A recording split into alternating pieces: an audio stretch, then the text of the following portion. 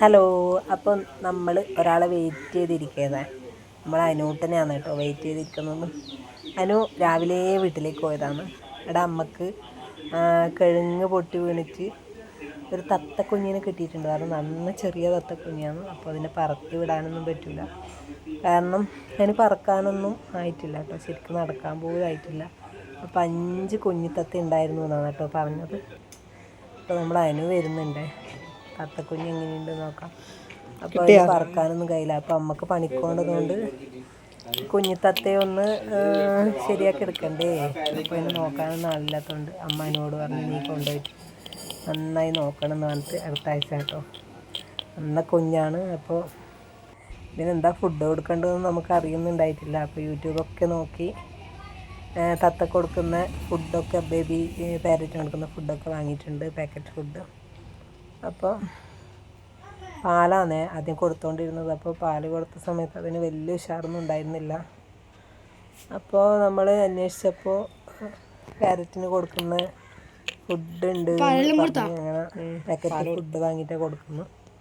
അപ്പോൾ പറത്തി വിടാനൊന്നും പറ്റില്ല, നന്ന ചെറുതായതുകൊണ്ട് കുറച്ചൊന്ന് ഉഷാറായ മാത്രമേ അതിന് പറക്കാനൊക്കെ പറ്റൂ. അപ്പോൾ നമ്മളതിനെ ചെറിയൊരു കൂട്ടിലിട്ട് വെച്ചിട്ടാണ് ഉള്ളത്. അപ്പോൾ 5 കുഞ്ഞുണ്ടായിരുന്നു. അതിൽ 2 എണ്ണം ചത്തുപോയി, 3 എണ്ണം ചത്തുപോയിട്ടുണ്ടായിരുന്നു. മറ്റൊരു കുട്ടീനെ അതിൻ്റെ അമ്മ കൊത്തിക്കൊണ്ടുപോയി. ഇനി ഇതവിടെ ഒറ്റപ്പെട്ടിരിക്കുകയായിരുന്നു കേട്ടോ. അപ്പോൾ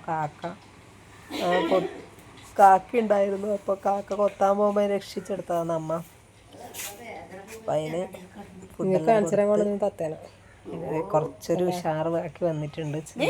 തൂവലൊക്കെ മുളച്ച് വരുന്നതേ ഇല്ല കേട്ടോ. ഏത് തരം തത്തയാണെന്നൊന്നും അറിയില്ല.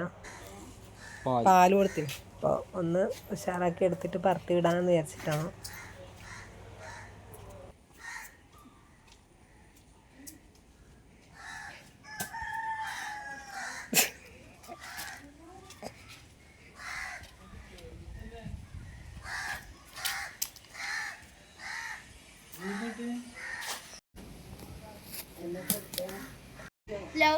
ലൈബിഡോസ